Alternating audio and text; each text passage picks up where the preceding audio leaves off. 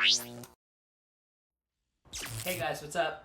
Today's the day. Danity Kane finally releases their third album, DK3. A bittersweet moment for fans, but a plus nonetheless. Got my DK shirt on today in full stan mode, and rightfully so, because the album is bananas. What we got was 10 tracks filled with 80s influences, R&B, rap, rock, hip-hop, pop, dance, you name it. There's something on this album for everybody.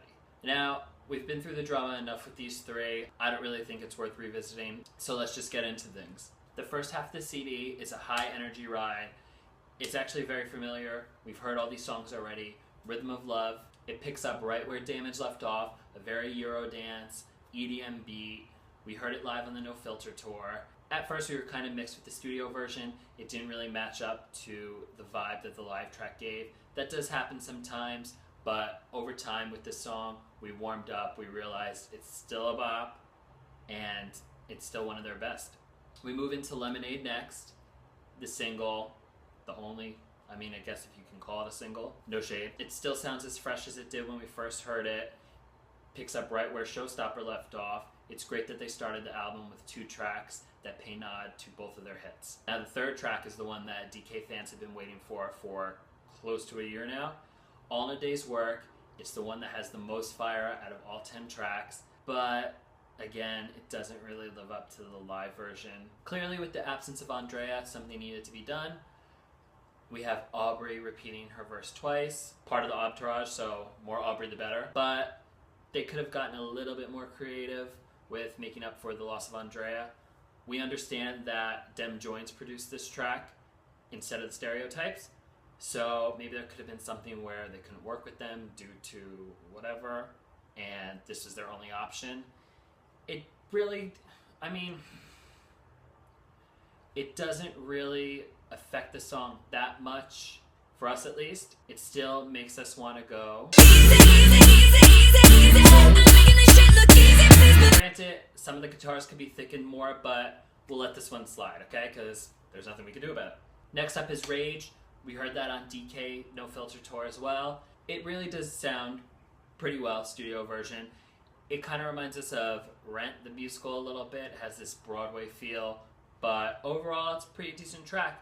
Could have been a great single for right about now, but oh well.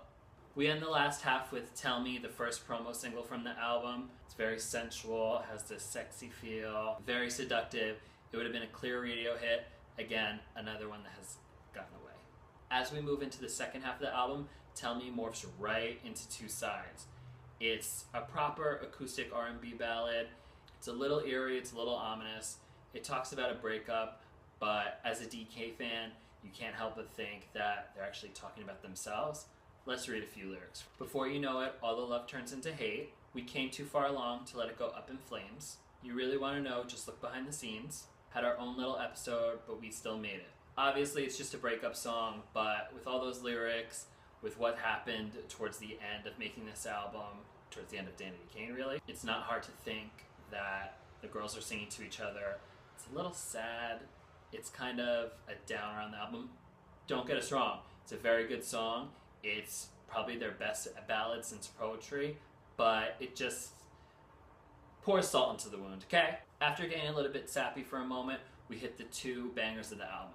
Secret Lover, it's an 80s synth pop track with these clicking drum beats. Right after Secret Lover, we get into our personal favorite, Roulette. It blends 90s R&B with 80s pop. It is great. It should have been the lead single from this album. It's got great replay value, and it brings a lot to the table. The melodies are off the chain. The melodies are great.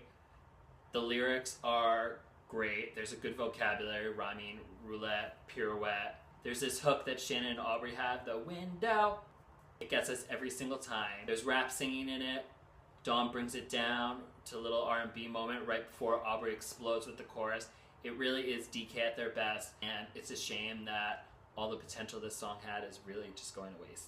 As we get to the last few tracks, we have another R&B breakup ballad. It's not as foreshadowing as Two Sides were, but Pieces really does remind us of the breakup, and again, it's way too soon for us to kind of go back to that place.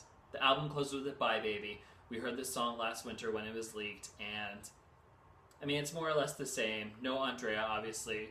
Her places have been taken. It's not as effective as the leaked track, but we were never crazy about this song to begin with, so oh well. Despite everything that Danity Kane has been through this past year and their fans, they still have managed to release a quality piece of work. Thank you to the Stereotypes for making this possible. Thank you to the Dem Joints for making All in a Day's Work possible. And really, we need to thank Shannon for this album because out of all three girls, Homegirl stepped up. There was always 5 girls. She always kind of blended in the back, but she really brought it with this album. She brought it with her look. She brought it with her stage performances live. And all of her vocals, all of her parts on this album, she really knocks it out of the park. So Shannon, you should be really proud of yourself for what you've brought to the table for DK3, the album, and the fans. That's really about it. We love the album. Does it match up to their previous ones? No, not really, but it's a nice body of work. It's a great closing chapter to DK3. We feel like that there truly were some gems that weren't put on this album for one reason or another. The good thing is that a producer came out yesterday with his mixtape, and he said that there would be unreleased Danity Kane music on it. So DK fans, the end is not here quite yet. There's still some treats in sight, and of course you have Dawn's solo album if you're Team Dawn. Now that the album is out, we want to know what your favorite songs are. Highlights for us are All in a Day's Work, Rhythm of Love, Roulette, and Secret Lover. So make sure you leave some comments below. We want to know which ones you're feeling the most. If you haven't listened to the album yet, you can go stream it at our site right now. And make sure you subscribe to see more videos from us.